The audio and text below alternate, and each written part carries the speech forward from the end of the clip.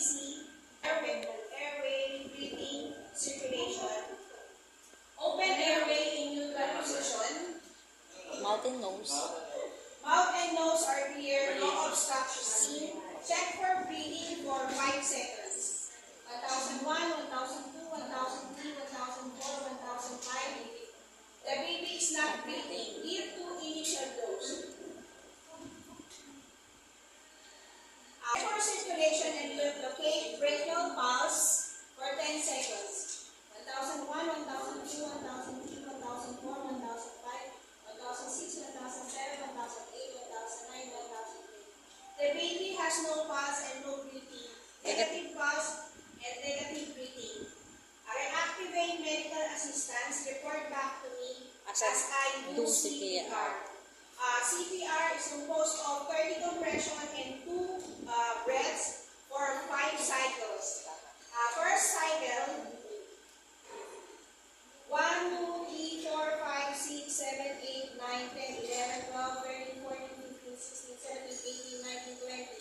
1, 2, 3, 4, 5, 6, 7, 8, 9, 1. Fifth cycle.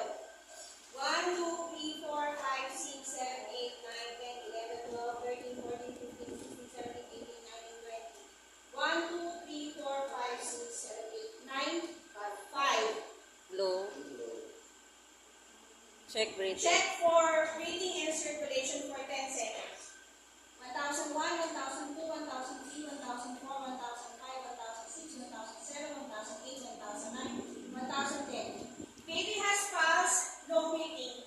Positive pulse, negative breathing. Reactivate medical assistance and report back to me as I do rescue breathing and artificial resuscitation for 40 cycles. Start with the breath and ends with the breath. 1001, 1001, 1002, 1020, 1021, 1038, 1039, 1040. Check for breathing and circulation for 10 seconds. 1001, 1002, 1003, 1004, 1005, 1006, 2007, 2008, 2009, 2010. The baby has pulse and breathing, positive pulse and positive breathing. The baby has revived. Reactivate medical assistance. Report back to me as I do head-to-toe examination. Check the head, no hiccup, no VTRS. Neck, shoulder, chest. No hiccup, no VTRS. Upper extremities, no hiccup, no VTRS. Lower extremities, no hiccup, no VTRS. Abdomen, upper, lower abdomen, no swelling and no tenderness. Upper and lower abdomen, no swelling and no tenderness. Position the baby. Position the baby. In the recovery position. The spinal cord. The spinal cord. Spinal cord are aligned and intact. The spinal cord are aligned and intact.